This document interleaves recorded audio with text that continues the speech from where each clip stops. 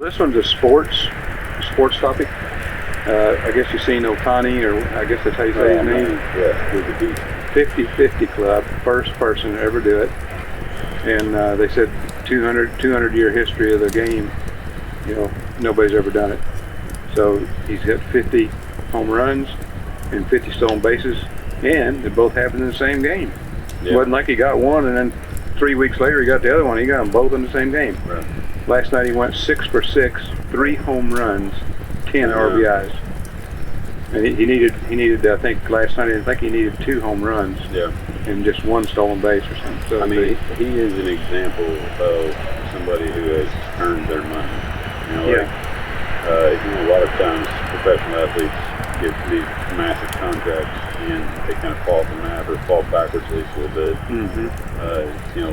Definitely happens a lot in baseball, I feel like.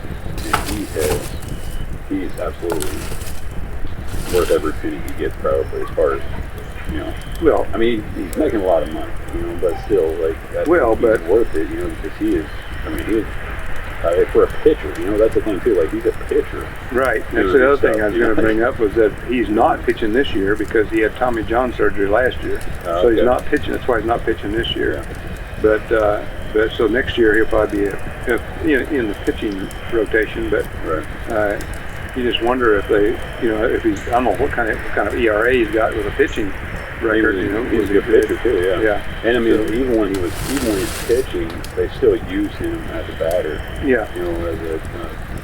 Not the DH, but he just hits for himself. They have used him as DH too. Yeah. Yeah. So I mean, he's that good. Right. A hitter, that's what I mean. For a pitcher, dude's.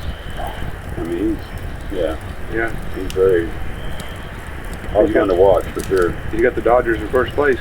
I think I respect him a lot for the way he did his contract.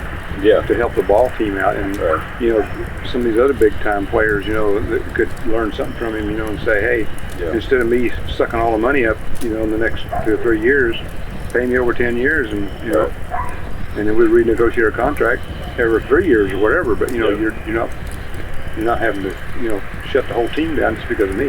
Right. I totally agree. I think when he deferred his contract, I was shocked, honestly. Because you don't see it very often. I mean, it does happen, and it's not publicized, because his contract was massive as well. $700 million. Yeah, so that's part of the reason why it had got some publicity. But I mean, guys do defer the contract sometimes, but it doesn't happen enough. And I agree with the high-profile players who get paid such astronomical numbers. It only makes sense because you're getting endorsement deals, you're getting commercials, you're getting all this other money anyways. So it was very smart and definitely very respectful. I agree, and I think he definitely helped himself more than he hurt himself. Right. For sure. A good example for the kids. I mean, for the generation coming behind him is how to promote yourself and really do the thing that's best for the team. Instead of always being what you want. There's so many people hold out for that extra 100,000 or extra 20,000 or whatever, just to make a statement, and that's crazy. Yeah. Well, and I think that's unfortunately. I think it's good you brought that up actually, because unfortunately, I don't think that his type of situation gets as much attention as the negative attention, and that's pretty common in the media. Yeah. But at the same time, that's a narrative that has to be pushed by the by public in general and parents, pushing that narrative as well. So I agree. He definitely set an example, but it'd be nice if it was publicized more. Yeah. That's true.